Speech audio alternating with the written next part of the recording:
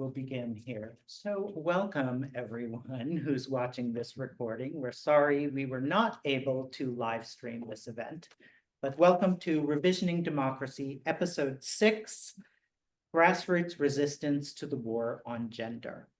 My name is Greg Newton. I am the co-founder of the Bureau of General Services Queer Division, which is the bookstore where we are hosting this podcast.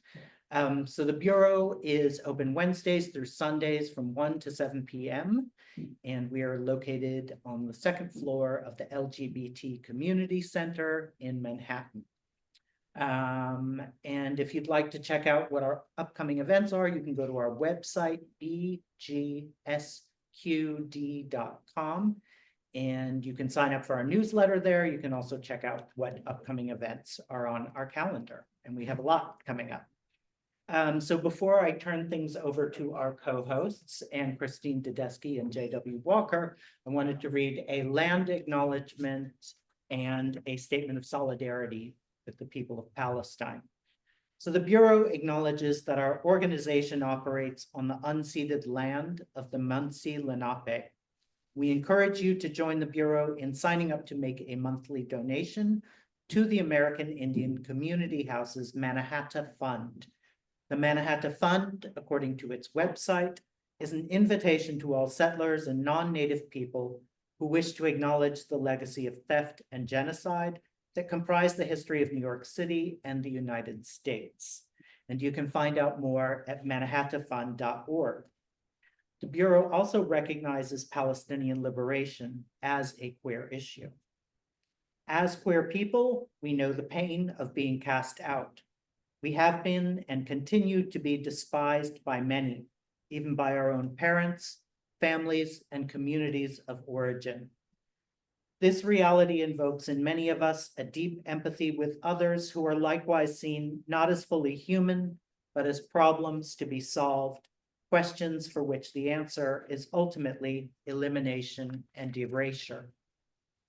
As we watch the ongoing genocide of Palestinians by the State of Israel, carried out with the full support of our government and funded by our tax dollars, we witness the inevitable results of defining a people solely as a threat to the safety and well-being of those deemed inherently worthy of life.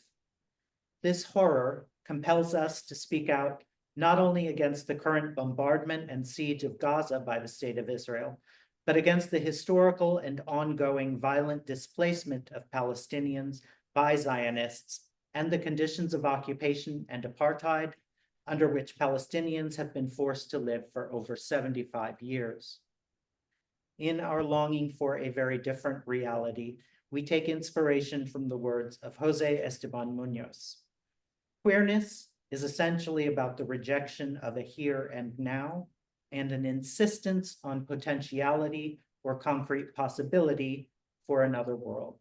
And that is from his 2009 book, Cruising Utopia. And with that, I will hand the stage over to Anne Christine Tedeschi and J.W. Walker. Thank you so much. Thank you, Greg. We want to welcome everyone who's watching this. Obviously, it's not a live stream, we'll be recording, but we appreciate that you're joining us. And we'll also be taking questions in the last part of this podcast. So we represent the Stop the Coup 2025 campaign, an educational and mobilization campaign to stop Project 2025. So we're now actually right now at about the year mark from when we began. And obviously today is the day after the, excuse me? Well, we're 1 day after the 2 days after. It's all been a blur, 2 days after the November election. And unfortunately, we see that the Project 2025 is closer than ever to the possibility of being implemented because of the victory of the Republican Party. So it's been an intense 24 hours. We're going to talk about that today, but really we're also going to be talking about some of the lessons that we have in terms of resistance. So I'm going to just want to say hi, Jay, and welcome. Hi, C. And tonight we're going to be talking about the grassroots lessons of resistance, particularly the lessons of Florida. And we have a special guest, Nadine Smith, who is the CEO of and executive director of Equality Florida. Nadine, most welcome. Thank you. And I just wanted to start first by saying I've really been looking forward to our conversation for a long time, and we'll talk about some of the things that we want to look over and put in context. It's so relevant to this moment today when so many people are suddenly very, very afraid and trying to figure out how to act quickly. But I want to read your bio, give people a sense of some of the work you've done that has also led to why you've been such an excellent and dynamic leader at Equality Florida. Nadine Smith is the co-founder and CEO of Equality Florida, the state's largest organization dedicated to ending discrimination based on sexual orientation and gender identity. A former award-winning journalist turned organizer, Nadine was one of the 4 national co-chairs of the 1993 March on Washington. She was part of the historic Oval Office meeting between then President Clinton, the first such meeting between a sitting president and gay community leaders. And she served on the founding board of the International Gay and Lesbian Youth Organizations, which celebrated 30 years in 2014. She's a Florida Chamber of Foundation trustee, board member for Green Florida, and served on President Obama's National Finance Committee. And in 2013, she was named one of the most powerful and influential women by the Florida Diversity Council. So a lot of accolades. She was also given the League of Women Voters Women of Distinction Award earlier this year. And she currently serves on the U.S. Commission on Civil Rights Florida Advisory Committee.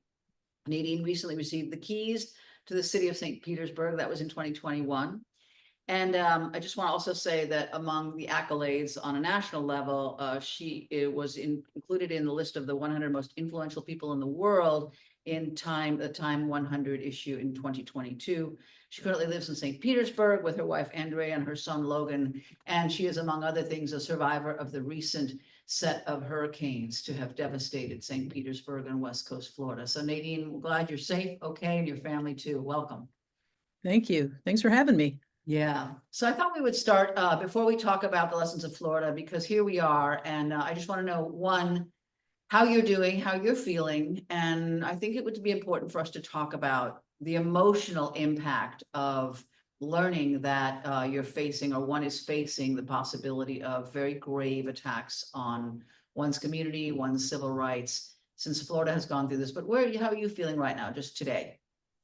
Yeah, it's hard to pinpoint the geography of my emotions right now. I feel strangely calm, and in some ways, the phrase "shocked and unsurprised" kind of comes to mind. We reached out to our membership earlier today to acknowledge the heavy heart, to acknowledge the shock and the devastation, and to also say, basically what we in Florida have endured for years under a Republican supermajority is now set to play out on the national stage. So Right. even though right now it feels like a very deep wound, it also is a moment where what we have lived and experienced in Florida is a reminder that we're not powerless. Quite the contrary. We have, and you have lessons for others. yeah, we've got lessons certainly, but also there's something that is a bit comforting in knowing that you've already been in the fight that you're preparing for, that the nation is preparing for, and that there are some important silver linings. Yeah.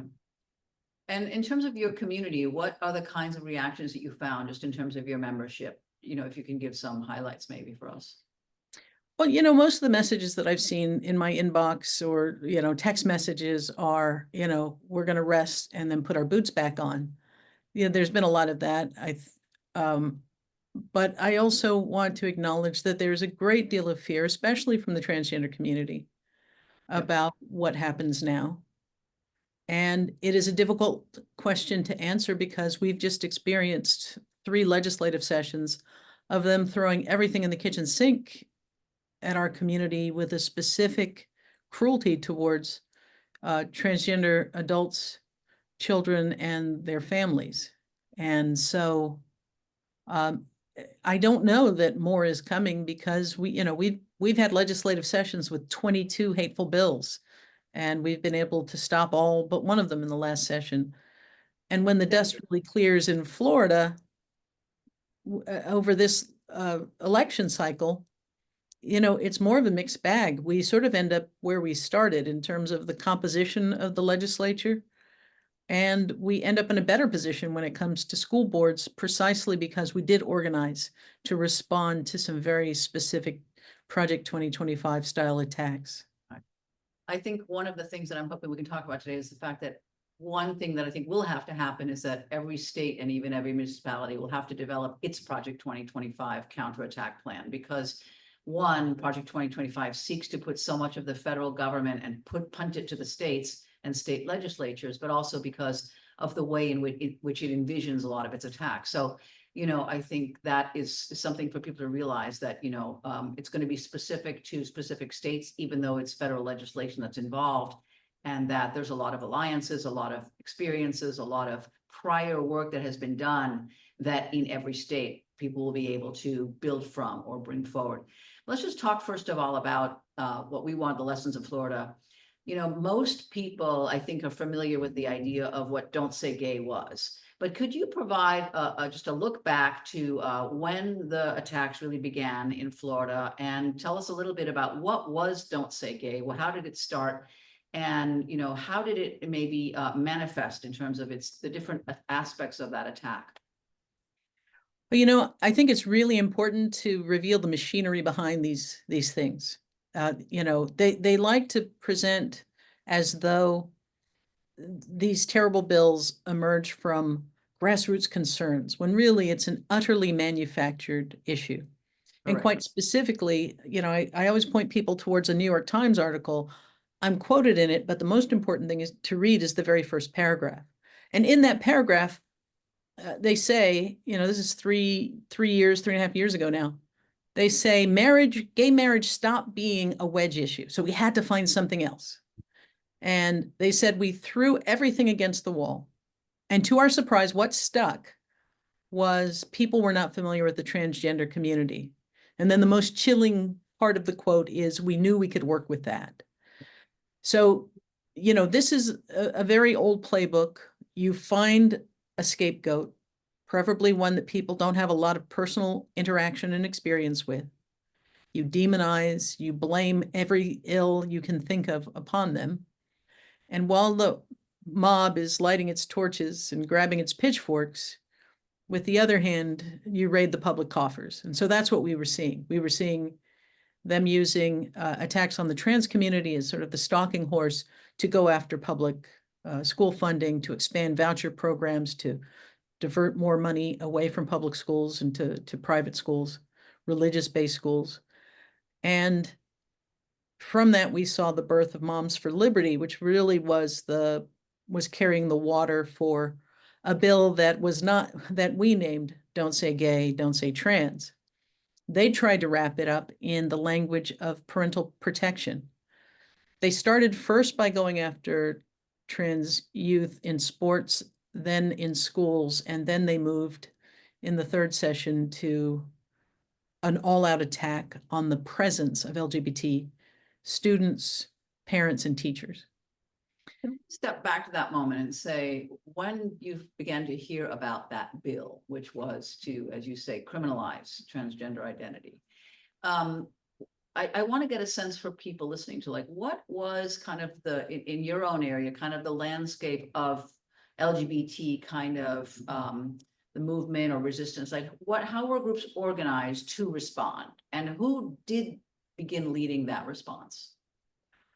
So there's a couple of things that are worth pointing out, because it wasn't the first time we saw these anti-trans bills. We'd seen them decades earlier and defeated them. We'd even seen legislators who had introduced similar legislation that didn't see the light of day.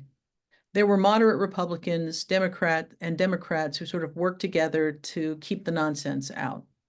In fact, prior to the rise of the MAGA version of Republicanism, you had many more Republicans who were much more live and let live. There's no need for government intrusion into people's private lives. There's no need for this level of government surveillance. So you'd see these bills pop up, but they wouldn't see the light of day.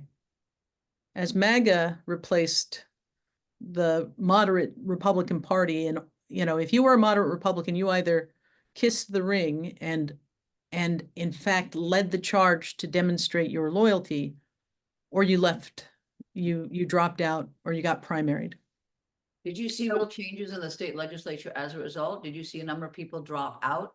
Oh, yeah. We just- saw people, time to spend more time with my family, those kinds of farewells. We saw people get primaried and beaten for not being willing to sort of carry out the bloodlust of DeSantis and other of other MAGA Republicans. So And those so- are the people who are the legislature. What about at the grassroots level? Like your Equality Florida, can you just sort of situate Equality Florida in the landscape of the kind of LGBT groups or groups that would be, sort of sought to begin to fight back? Because you have Yeah.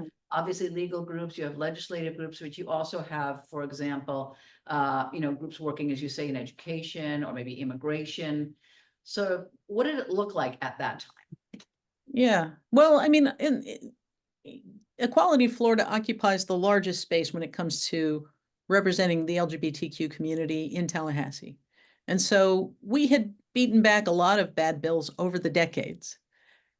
What changed with Trump and DeSantis, especially once DeSantis decided he wanted to run for office, is they took that entire playbook from Heritage Foundation and American, I can't remember the other one, the America American, First Legal. Alliance Defending Freedom. all of them, right? Oh. They took that- There's a they bunch. took that playbook and they began to run with it. And even in those early days, there were enough rational people who would, it's really hard to be in the hallways in Tallahassee and have Republicans that you've worked with on other bills who don't believe any of these lies, but are voting along with them. A few wines in want to tell you how they hate what leadership's forcing them to do. It's really breaking their heart. I couldn't find any sympathy for that, but the demand for a level of loyalty. So political opportunism and people wanted to politically survive, stay in office, and so they began to turn on gay people. Yeah. Absolutely. And so I it's think- everything. It's even the attack on Disney. There was a lawmaker who, in response to a plea from an out gay lawmaker in asking them, to understand the impact of their rhetoric and the impact of their attacks on schools, made a speech on the floor, sort of calling for a softening of the rhetoric from her side of the aisle. The punishment was that she was told to lead the charge in attacking Disney to reassert her loyalty. And so it's almost Shakespearean what I'm describing, but we went from a legislature where the bill that had the largest number of co-sponsors, a bipartisan bill to add sexual orientation and gender identity to the state's non-discrimination statutes, within just a couple of years, is now leading the nation in all-out attacks on the LGBT community.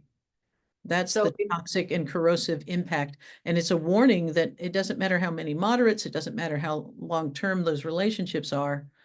When the wheels of power when they have these kinds of supermajorities, the name of the game throws all of that out, and it is in service to who can be the cruelest. I know Jay has a question, but I want you to also get back to the question of what was the landscape looking like in terms of who responded on the LGBTQ level, just so we can understand it, because people don't know about Florida and assume it's very red and there's a lot more diversity in it than has been there. So. Yeah. We'll let her answer the question. Yeah, I was going to say, I mean, here's what I would say. Equality Florida has led the fight in Tallahassee. As these laws began to pass and the impact has been felt, school district by school district, we began to see, a strengthening of campus-based organizing. Youth organizing really began to build. We saw, for example, new organizations formed to fight back around book bans, specifically to take on that very specific piece where they were using the Don't Say Gay bill and stop woke legislation and attacks on curriculum to just wholesale ban books for no reason, for any reason. They set up a system where the simple act of saying, I don't like that book was sufficient in those early days to remove it from the shelf. One person called for the removal of Amanda Gorman's inauguration poem Yeah. for Biden, they didn't even get her name right. I think they called her Oprah Winfrey, but it was sufficient to set in motion this process. Wow. And it really is absurd. There was a time Unbelievable. when just one person was responsible for hundreds of challenges to books, and Florida continues to lead the nation in book bans. And then quite recently, we would not have known, were it not for a couple of intrepid New College alumni, we would not have known that New College had taken its women's studies, gender studies, sexuality library and put it in a dump truck and sent it to the landfill. And so, Extraordinary. yeah, I mean, we really have to Unbelievable. eliminate in our minds any kind of normalcy bias, any thought that just common decency or tradition or something will provide a guardrail, because there are none. And I think that's another message that I want to send out to people. Don't think that somebody else is going to be the watchdog. Don't think that somebody else is going to raise the alarm. You have to be present. You have to be in those school board meetings. You have to show up in Tallahassee. So to answer your question, we saw a groundswell of grassroots organizing. You know, they did this whole thing where they were attacking drag queens and any venue that hosted drag queens. And I'll give this very specific example. They said, okay, well, we think that no children should be allowed in drag shows, regardless of its content, the fact that it is a drag show. And so some venues capitulated to that by putting 18 and over only. And then DeSantis's administration, they weaponized state regulatory bodies to go after those businesses, saying, oh, well, you put that on your tickets, but it wasn't prominent enough. It wasn't big enough. He actually sent state law enforcement into venues. And when law enforcement came out and said, yeah, nothing untoward was occurring, they still went after people's business licenses. And so a lot of people who saw that probably were thinking, well, I don't go to drag shows. I don't host drag venues. It doesn't really matter to me.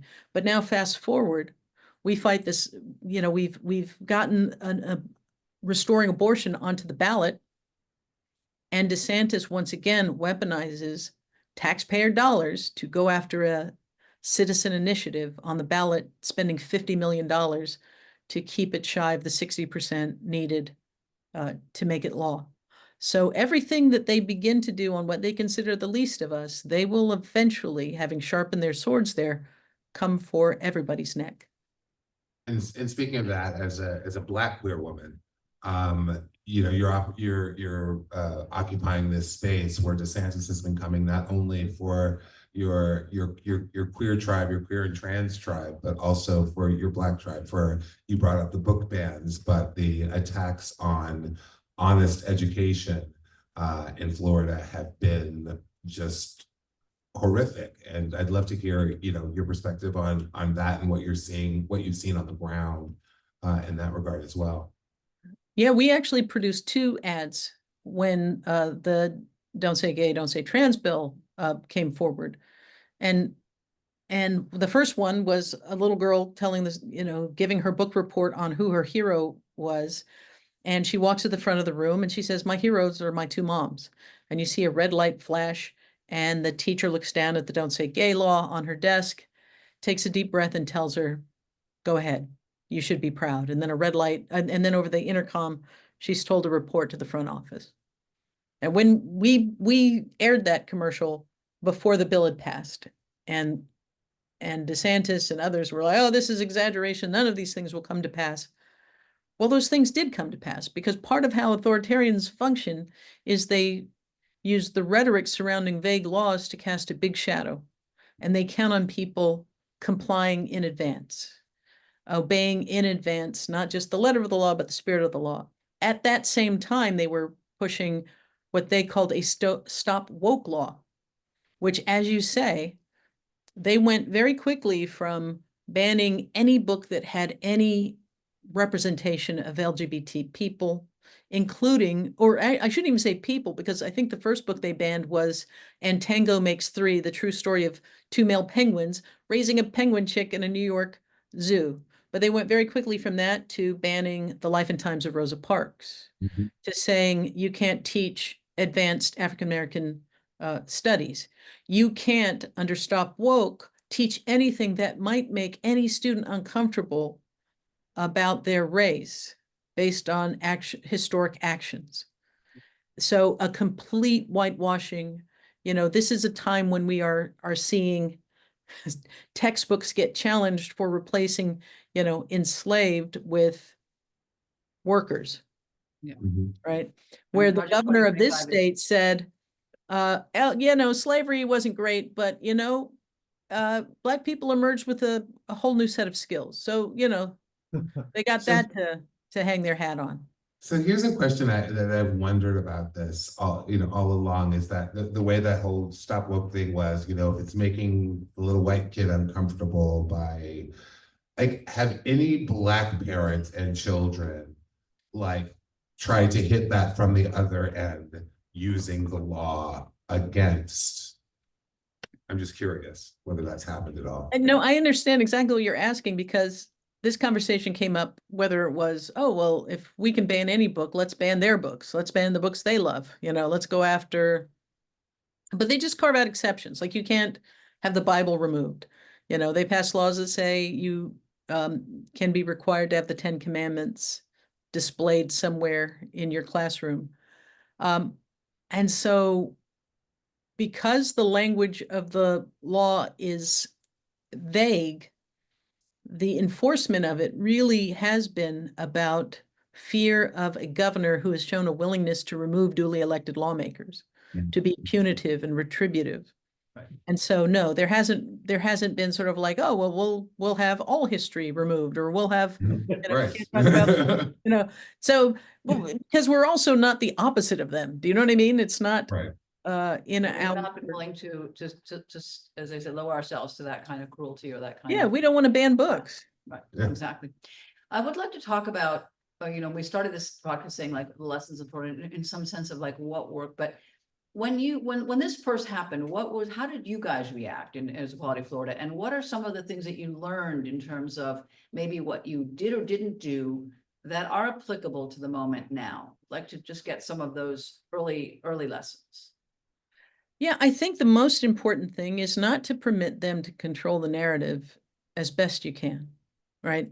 To be proximate to the challenge. By that, I mean the voices of parents of the kids under attack, the voices of the trans community were super important right out of the gate, because what they wanted to do was to dehumanize, to turn people into monsters. And so we put a lot of energy and time into showing these families, having kids speak for themselves, having parents speak for themselves, so that it was harder to do that. And And how would you say it is now by comparison? I mean, we have just gotten, like, we just talked 2 days ago in the wake of this, and we were talking about how Florida, to you felt like Florida surprised you. It went red really quickly and you weren't necessarily expecting that. So there's a lot of people who support, for example, mass deportation, going after the dreamers, the things that we expect will happen very, very quickly in 2025 in the first days if they implement Project 2025, right? yeah, honestly, I'm not ready to say fully that people were signing off on those things. I think that part of the challenge we have here is, the function of mass disinformation is not so much to make people believe the lie, right? As the famous quote goes, it's to make people distrust everything. Yeah. You couldn't even explain tariffs to people and how they Yeah. function. To them, yeah, China's going to have to pay more to sell their goods here, instead of understanding, as they will shortly, that no, the companies pay that We just add, here, we just add and we're money going to to pay, it. But what you're saying is we need to, one of the lessons you learned was, the need to reframe the narrative that Yeah. they're using mass disinformation. So here we are, we have 2 months before they begin to do things like possibly, enact mass deportation and detention. We have to put, but what worked at a local? We're talking about local Yeah. level, talking about state levels. So number one, we defined, we didn't have the resources to put that ad out, but we took a chance that if we created it and we started to show it, people would fund it. And so we were able to get it on the air in Tallahassee, and it absolutely took off. I mean, it made its way all around the world, and it framed this issue as one in which it had absolutely nothing to do with protecting parents' rights, and it had everything to do with the government intruding in ways that hurt children and hurt families. And so they never got control of that narrative again. And because we were able to go past their propaganda, past their rhetoric, in explaining it to Floridians, and then ultimately to the country, I think it was a big part of stopping DeSantis as a viable candidate for president. He had this whole book about, the free state of Florida, and he had his entire agenda, and he was using this as a blueprint. He was the first guy that Elon Musk got behind, all of that. And a bunch of the, the broalition of tech bros, all of that had gotten behind him. But the more he was selling his agenda, the more we were holding up the smoke and the rubble from schools. We were showing them, look at these empty bookshelves. Look at the books that they banned using this rhetoric. And there were a lot of people who said, whoa, when you're on the side of the book banners, you're on the wrong side of history. Mhm. And so for every message that he was putting out, we were putting out a message that said, this is the way DeSantis has failed us. Not only is he launching these fabricated attacks on communities that he's scapegoating, he's actually neglecting the things we need in the state of Florida. So there was no place he went. When he dropped out of that race, his numbers had begun to crater in Florida, so much so that he came in third behind Trump and Nikki Haley in the Republican primary. And so the lesson I would say is, do not let them use their propaganda, their labels, their language. Show people what the intention of the rhetoric is, and be disciplined at hammering it home and amplifying it on every channel. So we were holding briefings with national groups, other state partners, and we were telling them page by page what we were doing. Here's the amendments that we introduced when they were debating this on the floor, so we could show, oh, if actually what you wanted to do was eliminate pornography that you're saying exists, then let that be the bill. Have the bill say that, but it wasn't saying that. It was saying sexual orientation. It was saying gender identity. Anyway, so every amendment that we introduced was by way of creating a record when we took them to court to show this was what they were up to. This is the violation of our rights that they were attempting. And they're using vague language in the bill, but they're being very specific in their rhetoric as they pass these bills. I think that's a really important lesson. I think we'll see a lot of that. I mean, I want to get back to this one thing though. I mean, you talked about, for example, how they did this we know that they did all these focus groups with Heritage, and they found that, as you say, transgender issue, and specifically gender surgery, was the one that was one that made people that there was discomfort, that they felt it was a kind of their tipping point. It was interesting to me because I remember in last January, when I was just starting to work on Project 2025, trying to get the word out, I talked to a guy at the Gallup polls, the head of the Gallup poll, and he said that they found that the number one issue that they found also to be the one that the reason why it works so well to weaponize that is that even among supposedly very liberal, progressive, democratic people, a lot of parents, they support LGBT rights, but there was a discomfort about that piece.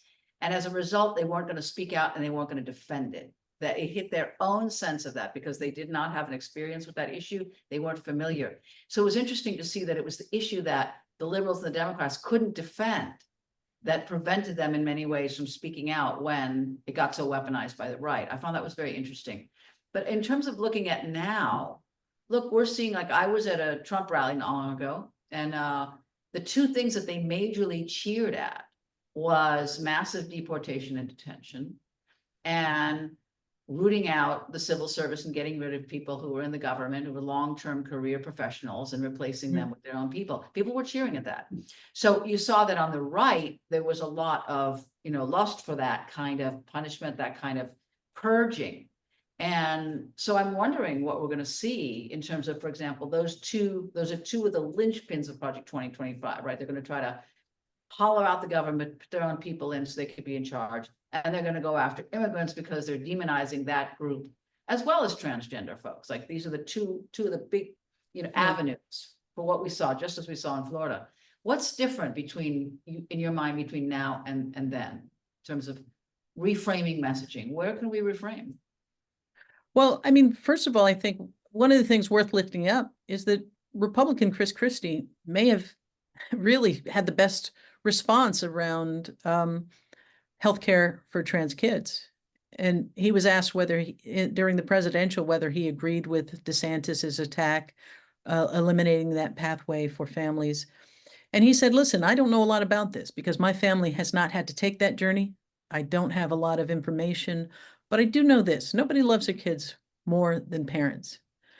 And whatever conclusion a family comes to in consultation with the best medical help they can access, I'm not sure every family will come to the same conclusion, but whatever conclusion they come to, that's for that family to determine.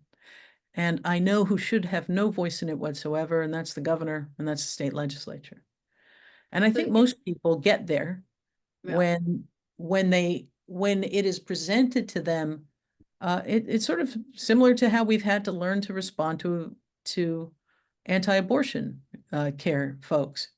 We have gone through a whole lot of permutations, including reasonable people can disagree and, bodily autonomy. It has taken a while to find the vocabulary on an issue, especially when the other side is doing everything they can to make it, to use language to vilify and to demonize. And not only vilify and demonize, I mean, we have lists that are being developed already for people to be fired. If you don't agree with this agenda, you will lose your job. That really just silences people. I'd like to talk And we've about, seen that in Florida. I mean, Yeah. we've seen state attorneys removed from office. We've seen school board members removed from office. And even when they win the lawsuit that says, yeah, the governor didn't have the right to do that, the mechanism for reinstating them has already been, stacked. So we have, in fact, when the dust settled from the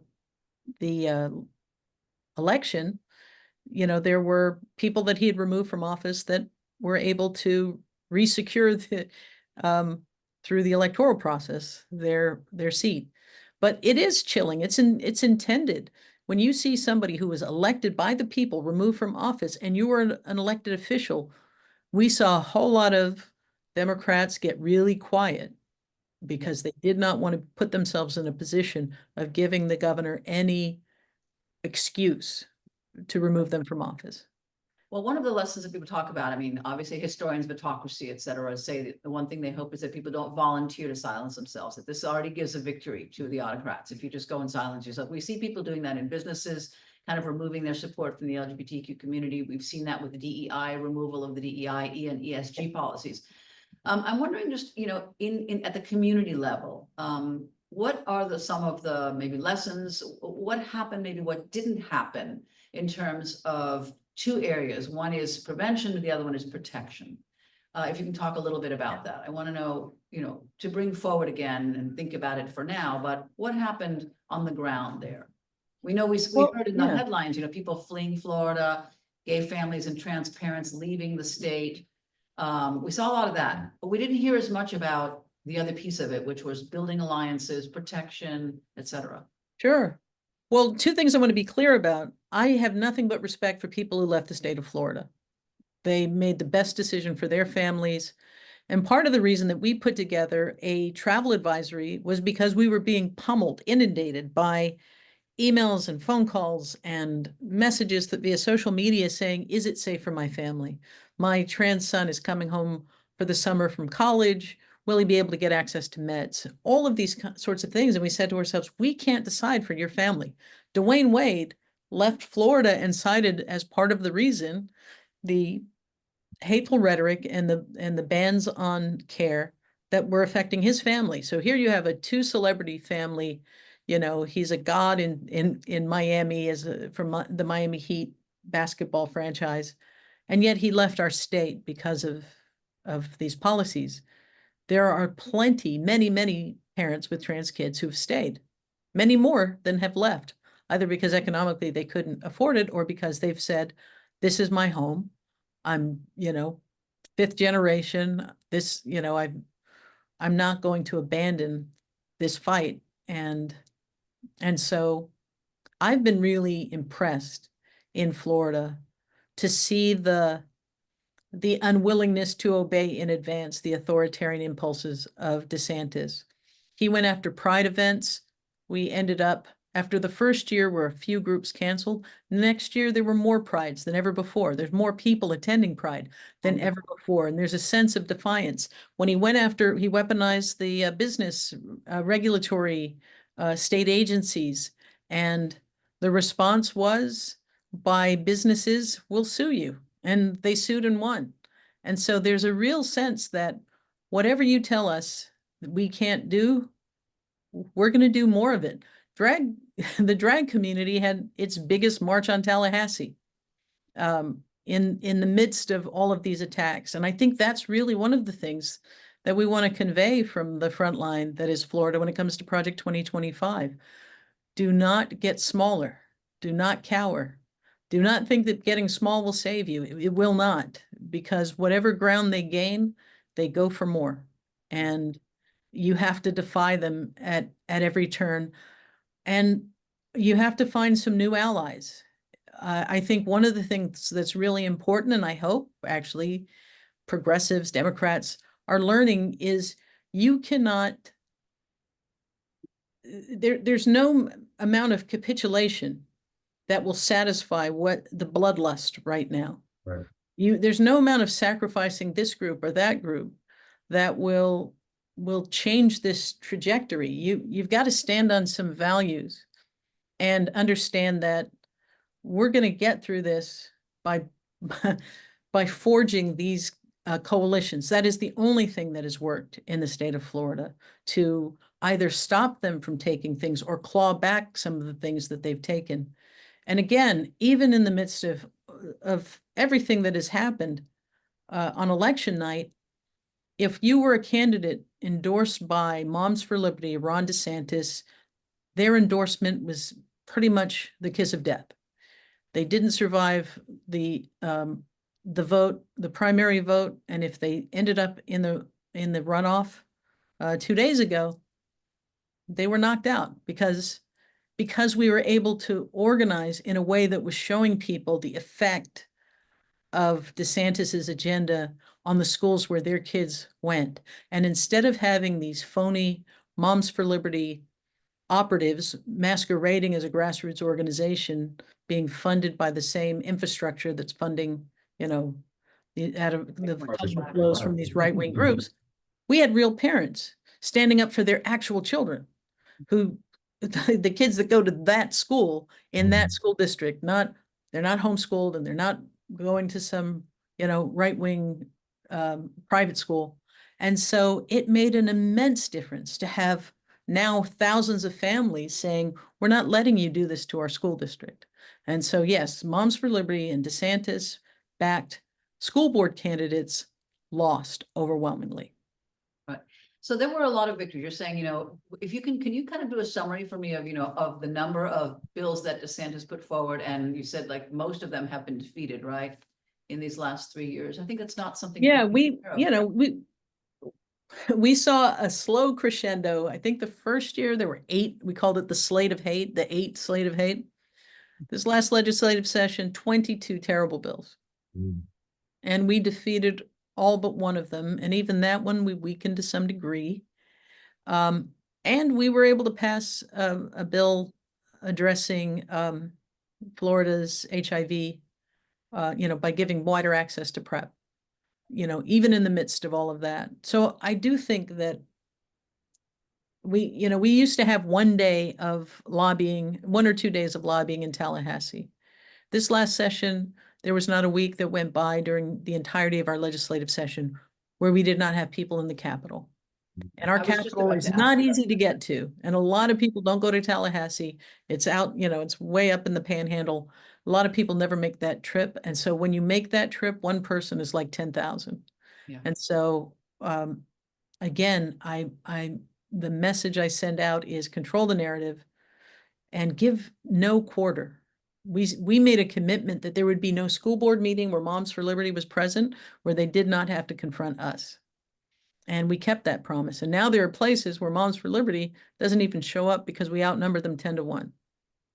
In terms of the lessons, one thing you're talking about is that there's a lot of legislative work that happened or a lot of preparing. So you see, on one hand, you have legislators that were cowed, or if they were Republicans, they didn't feel like they could speak out even if they were moderate. Obviously, Democrats did speak out.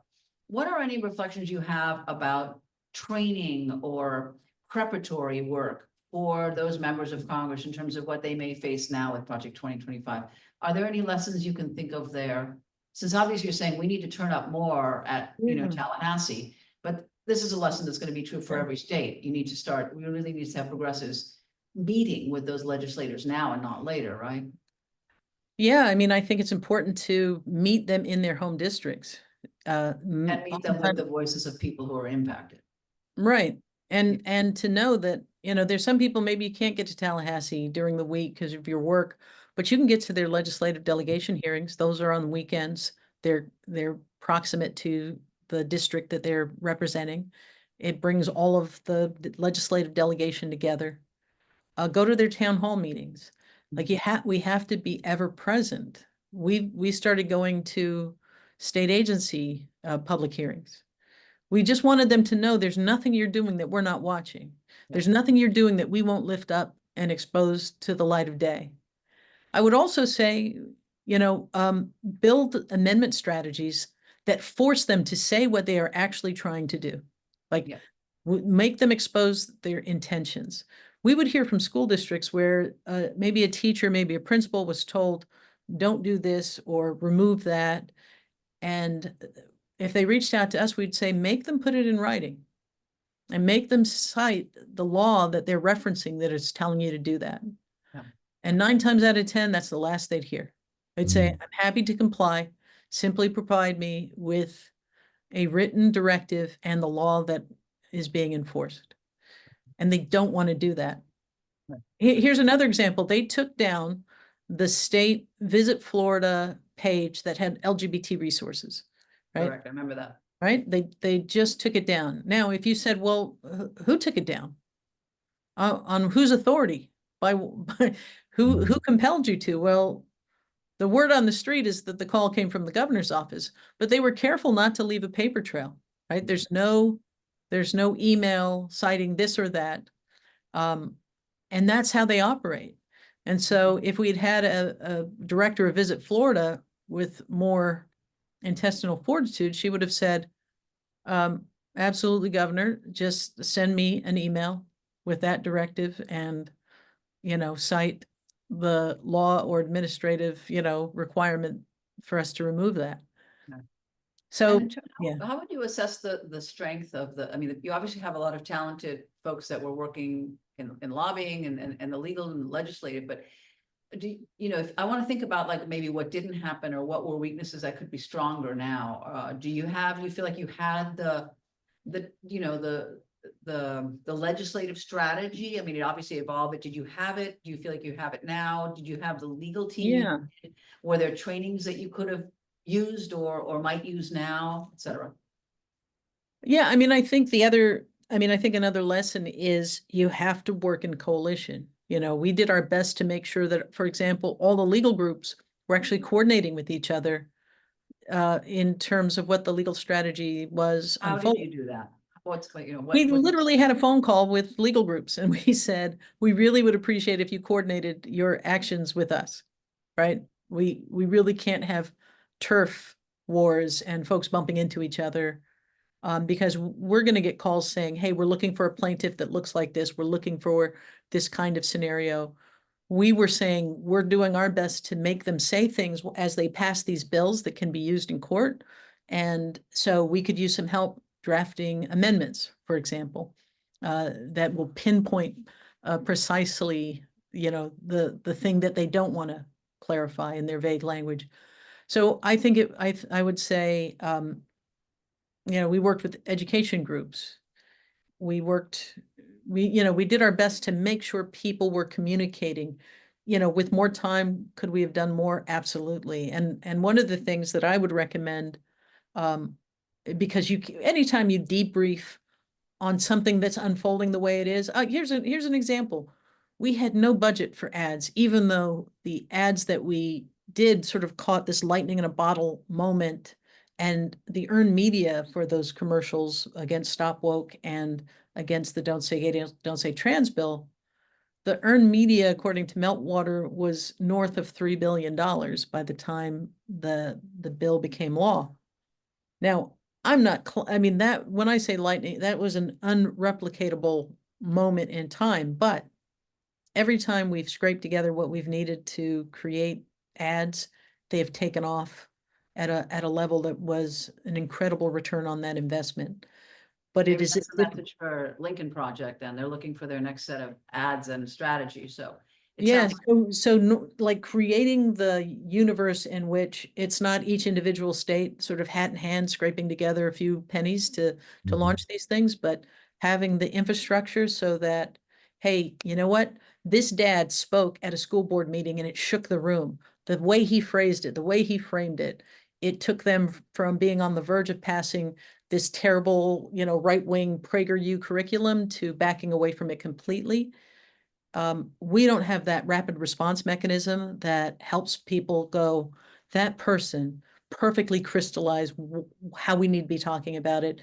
And now all 8 states where these similar bills are being introduced can have access either to that footage itself or some version that helps them a do the rapid, thing. rapid response to disinformation, a rapid response Yeah. communication strategy, reframing. Absolutely. That is something that we are lagging behind on. We're also lagging behind on the entire creating the social media echo chamber that is their bread and butter. Yeah. They found a way to monetize and weaponize that. So when they go after somebody, they have an entire, you know, galaxy of influencers that the Daily Wire and all these other different agencies help to amplify. And we tend to hope that enough people who care about what we care about have enough of a following, but we haven't really figured out fully the infrastructure that can help us go, hey, everybody, this is what just happened. Here's the clip that everyone ought to be lifting up. We haven't built that on our side, and we desperately need it.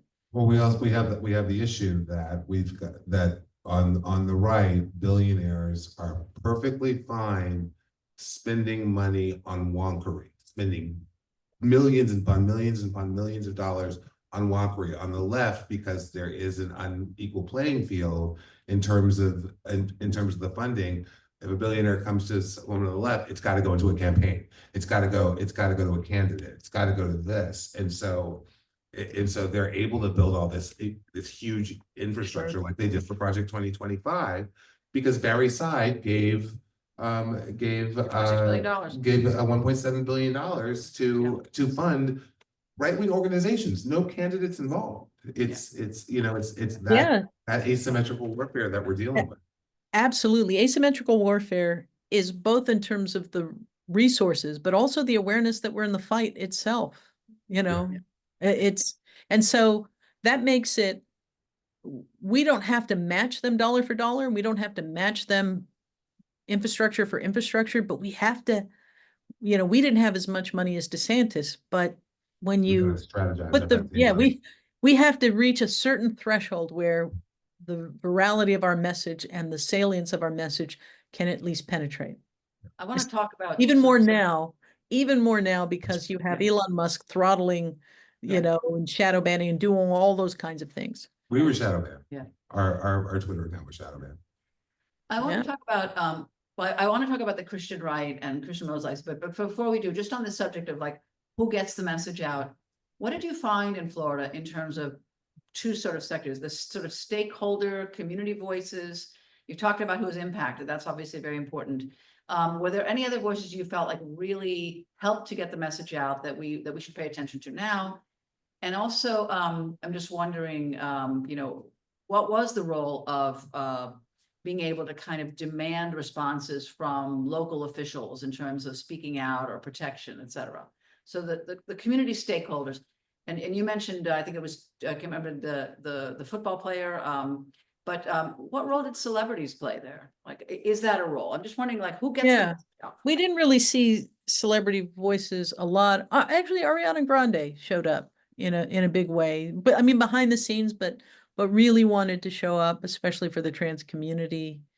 Helped to fundraise, helped to bring awareness through her her Instagram following, which is quite massive, but not really, not a whole lot of celebrities. But I'm not even sure that they're the right messenger. I think the most important messengers were students who did incredible organizing over multiple years with very few resources.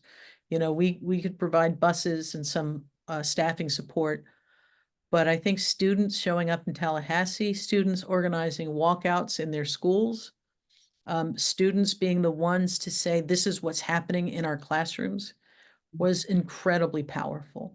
Gotcha. And then the parents of trans kids in particular, you know, it's been a very scary time, and I think that's worth lifting up.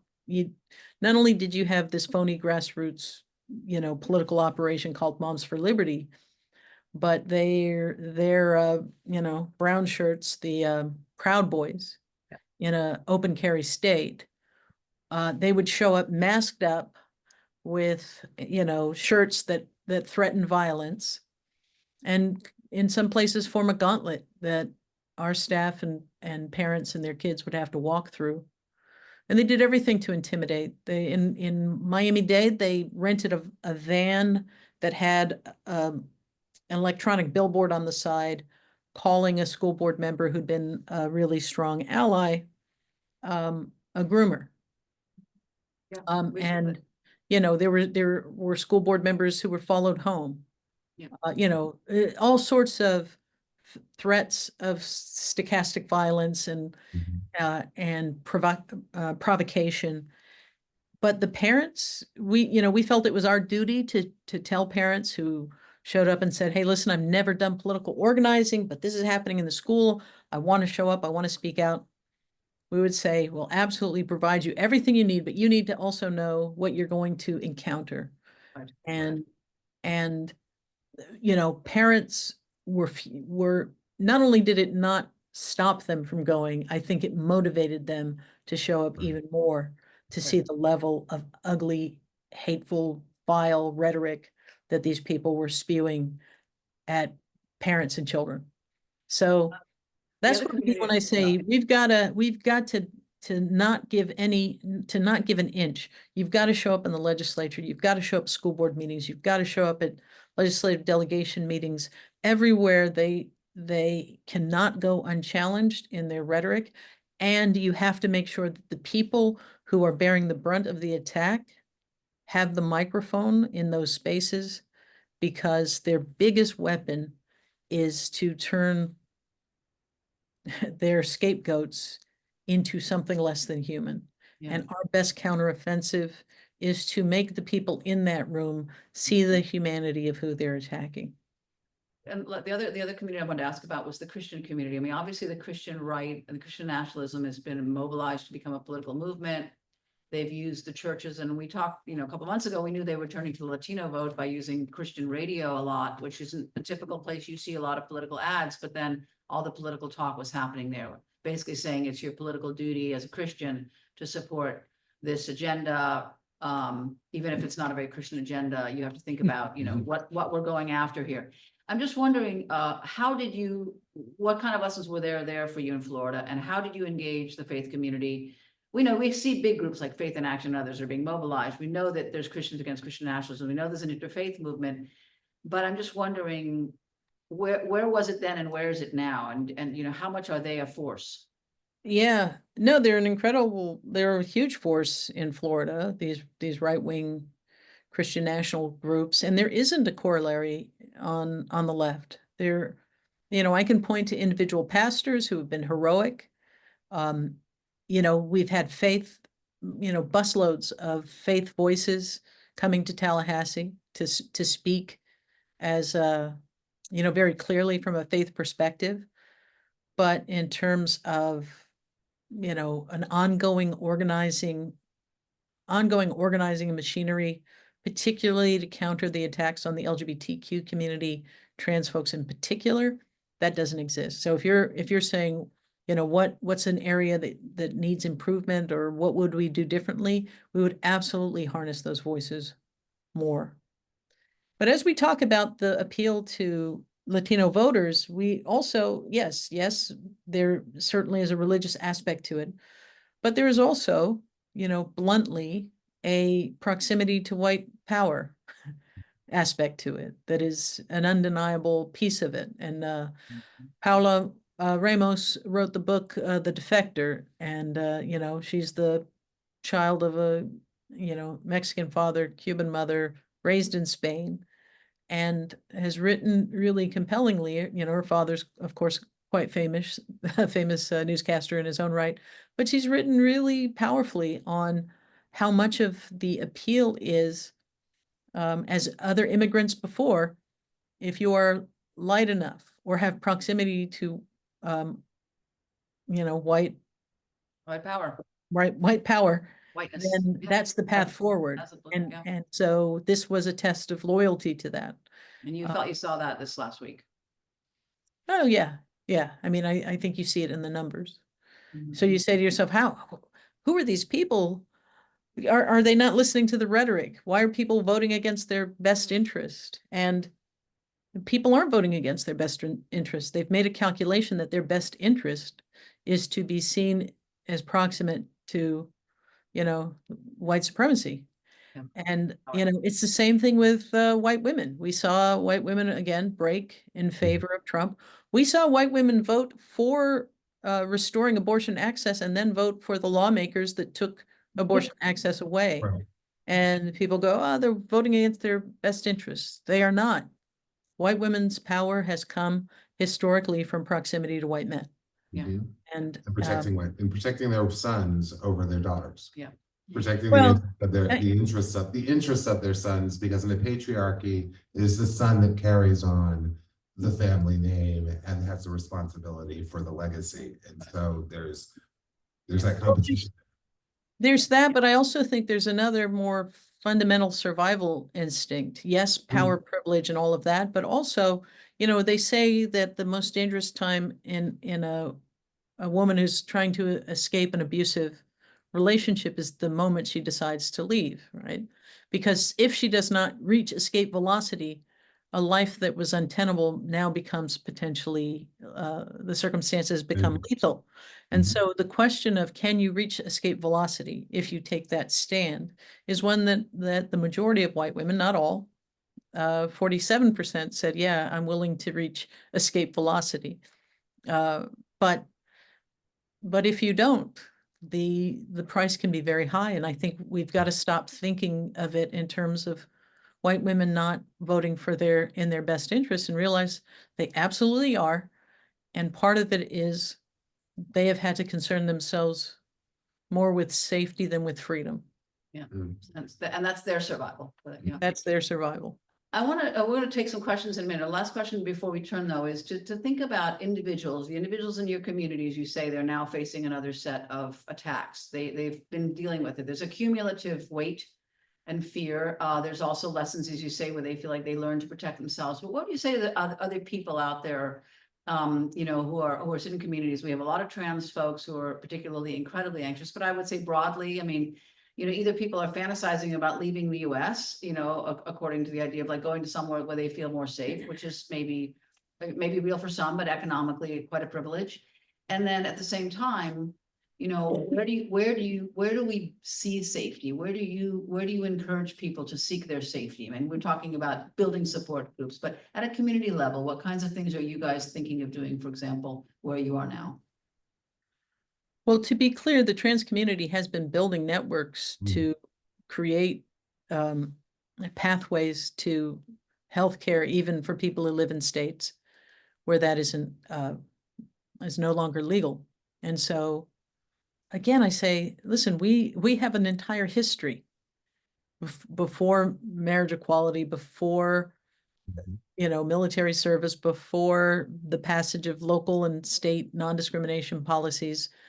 Well, when it was illegal for us to exist, where our children were taken from us because to say you were gay was to say you are an unapprehended criminal, right? And so we have a rich history to draw from. And some of those chapters will have to be revisited, and some of those tattered old roadmaps of how we navigate are going to have to be dusted And off. and those voices, I think the voices of that kind of grassroots experience, I mean, they'll talk about that around racial justice as well. I mean, there's just a lot of lessons. Absolutely. And a lot of these attacks are not new. They've been dusted off, they've been weaponized, but we also have a lot of winning strategies, so. Absolutely, and let us name this very clearly. It is never an accident when you see attacks on the LGBTQ community. They will always come with attacks on Black, Indigenous, and people of color. Yep. We Absolutely. saw it, you know, the McCarthy era, we saw it in Florida with the Johns Committee, where they were simultaneously rooting out civil rights advocates and, quote, known homosexuals, and destroying people's careers, destroying their lives. And even the abortion fight, you know, when Anita Bryant launched her, you know, attack Children. on our community, the so-called Save Our Children, she was told by the moral majority, their issue was not abortion, it was integration of schools. Yeah. And, you know, abortion evolved as a strategy, you know, later, but we always see the same people who bankroll these attacks based on race. They bankroll the attacks sometimes more first and more publicly, because when you go after the LGBT community, they get to triangulate a lot of different communities at once. Yeah. But you can set your watch to the fact that they will use the political power that they have gained in scapegoating the LGBTQ community to expand that, to take away rights, to engage in anti-Blackness, and to diminish the legal rights and the safety of women as well. Want to take any questions from our audience here? Yeah. Okay, so thank you very much, because what you've offered us is this very detailed template of how to resist. And also that, so the thing that really strikes me about it is how state-based it is, and that is not, I think, how many of us have been thinking up until now. So you have nurtured this kind of intense grounding of you know, helping activists develop in all kinds of areas, like on the school boards, going to Tallahassee, etc. But when you look around at other states, do you see the same kind of pattern happening? Because yours seems to have been extremely effective. When you say you beat back 21 out of 22 of DeSantis's latest bills that he's trying to pass, but you have an extremely effective way of working. And are you seeing that in other states? And if so, what would be the thing that, if not, what would be the thing that would make that possible to replicate the kind of organization that you've managed to develop across the state? I'm gonna just repeat the question for people. Oh, who- I heard it. Oh, if you want to repeat for your audience? Okay. Yeah, just repeat it for our audience. Just say that she's saying that she's observed that you have a very state-based ground game that's been very effective, and we tend to think about the fight on a federal level, especially because Project 2025 is a federal government attack trying to basically take apart the federal and of course punt a lot of it to the state. But are you seeing some of these strategies replicated in other states? And if not, what are ways in which to try to share the template? Is it a replicable template, you feel, for other states? Absolutely, and there are other states doing this work. You know, we think of it in terms of shield states, and those are the states where they've got a blue trifecta. They're Like the New York. a Can blue. you talk about what that means for people who may not know? Oh, this? it means they've got a Democratic governor, they've got a progressive legislature.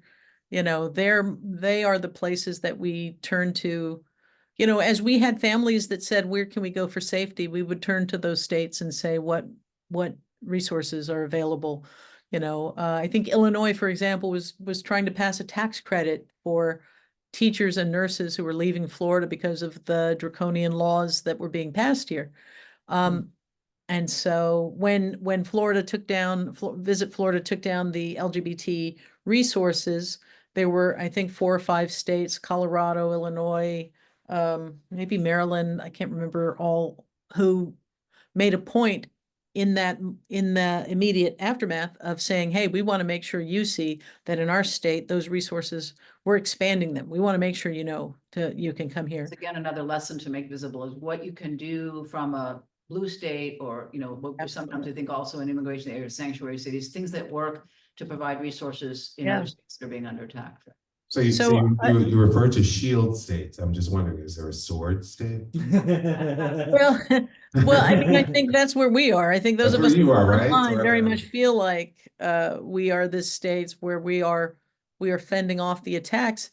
And I do think that part of the problem, particularly through an LGBT lens, has been an over-reliance on federal action.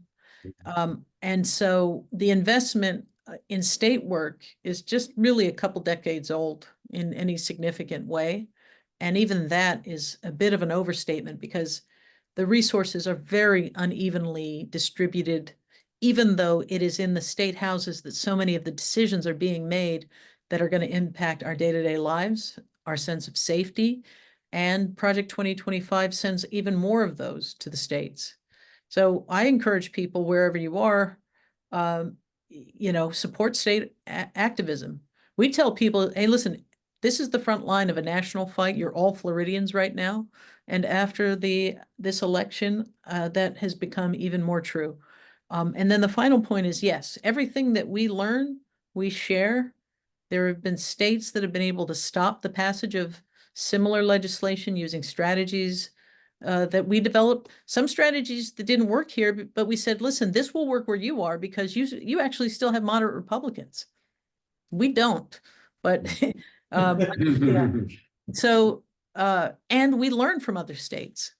Not everybody's facing everything that we're facing, but other states are facing part of what we're facing. And so we are in constant communication, willing to share, hey, this was a really clever thing that we came up with, a turn of phrase or a way to talk about this. And we share that information. And sometimes we share, hey, you know what, we tried this. It was a huge flop. Don't waste your time or whatever. So invest in state organizing. Doing that is going to become more important over the next 4 years. You And also have show up. a lot of individual people like we have right now, people who are calling us and saying, how do I get involved? What do I do?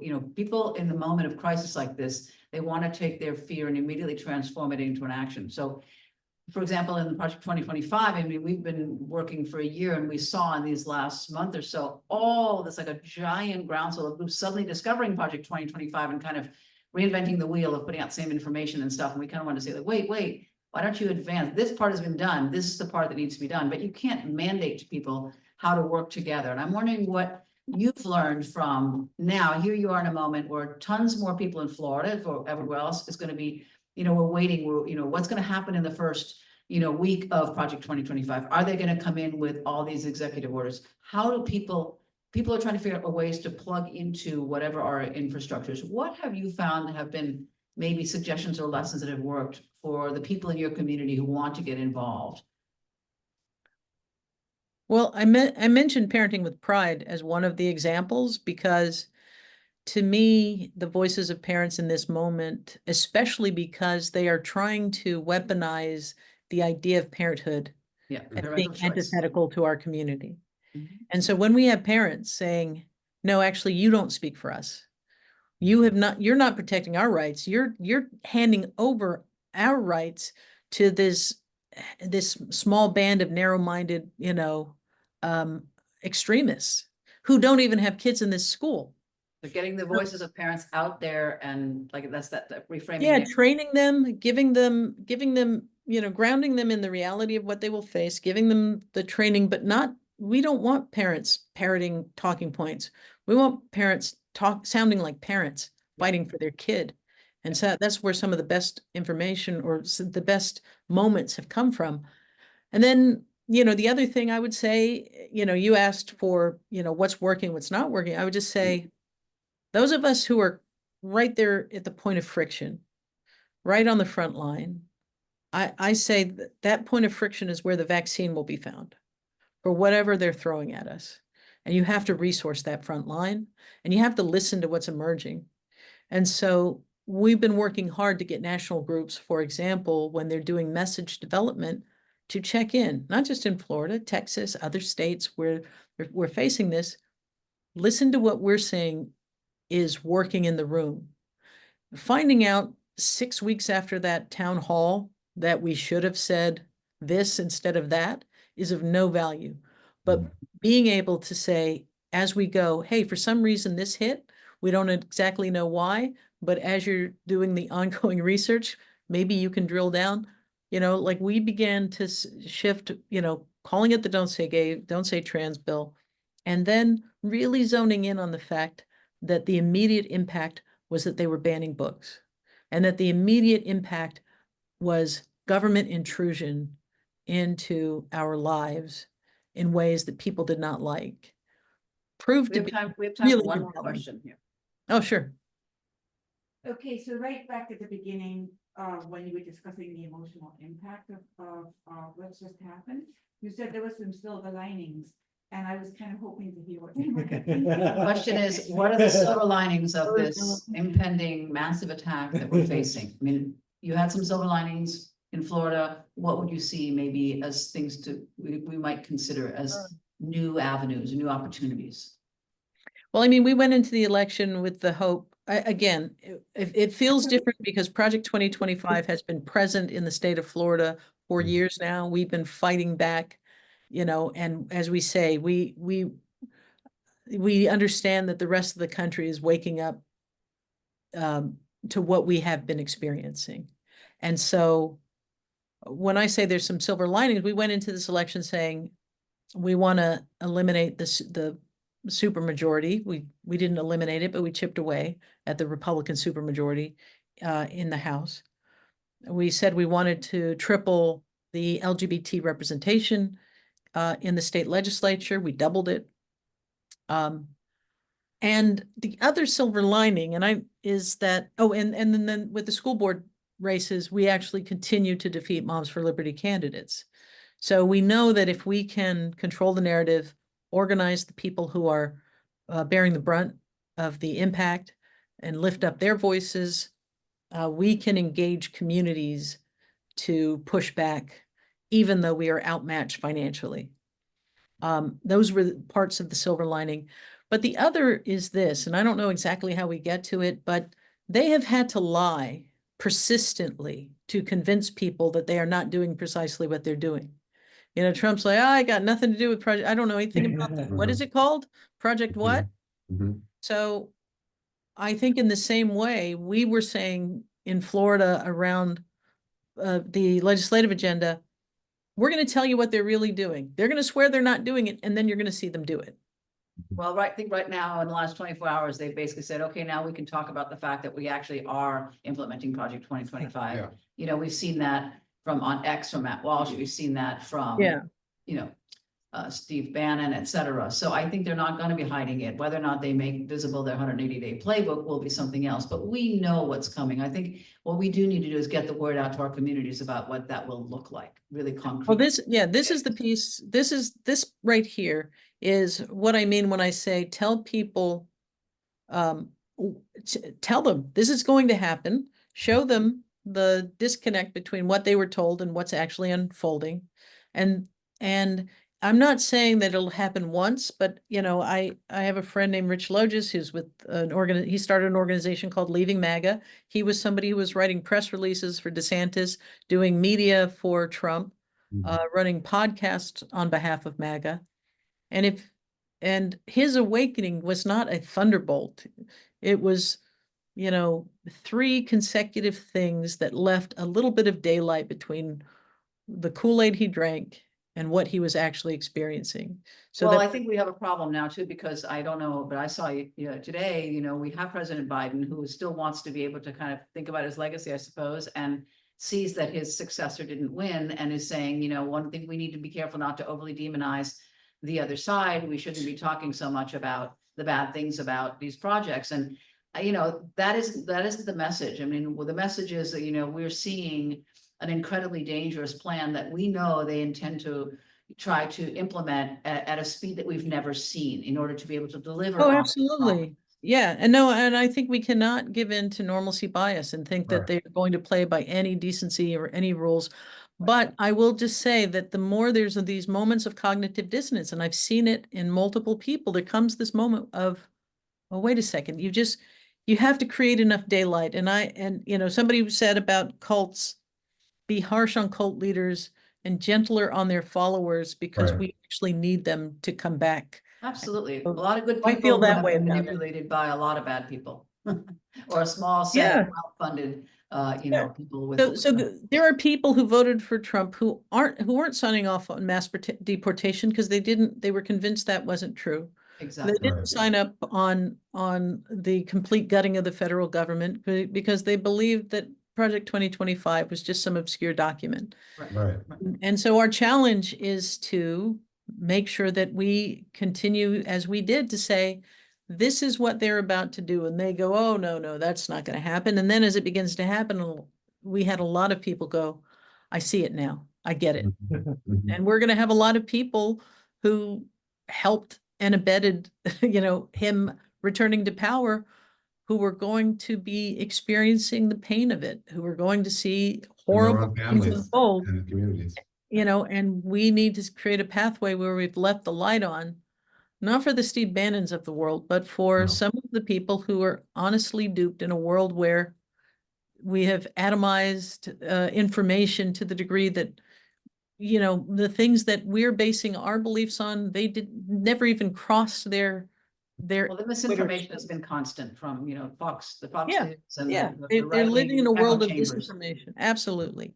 All right, And I think we're gonna have to wrap up here, but just any last words for you in this next period ahead, and anything you want to leave our listeners? yeah, support state organizing. That's where the fight is. Volunteer, get involved, and stay connected. We have a mantra here with Equality Florida's team. We say, who keeps us safe? We keep us safe. And by that, we mean literally, we look out for each other out in the world doing this work in a hostile environment. But it also means that we actually have the power to keep each other safe. And we're not going to pretend, we're not going to let them diminish our sense of power. We have seen firsthand that we can stop them, we can turn the tide, and we can claw back the things they've taken. I think those are the fighting words that we need. I just want to thank you so much, Nadine Smith and Equality Florida. And for, on behalf of Stop the Coup 2025, I love the fact that we're working together. We're going to continue to really bring forward the lessons of Florida and others. I think it's very important for people to learn from the kinds of experiences that you have, and they're going to continue to bring. So we'll certainly keep the spotlight on the work that's going on there and in your communities. And I just want to let people know that we will be having episode 7 of our Revisioning Democracy podcast on November 21st. And I think the world will look that much more clear in terms of Project 2025. But for us right now, it's all about preparation and resistance and focusing on what communities are doing and need to do to, as you say, take care of each other, engage in self-care, organizational care, bring the resources, and bring the fight. Thank you so much, everyone. Thank you. Thank you. Thank you, Nadine. All right. Good seeing you. We'll talk soon. All right, great. Bye-bye. Bye.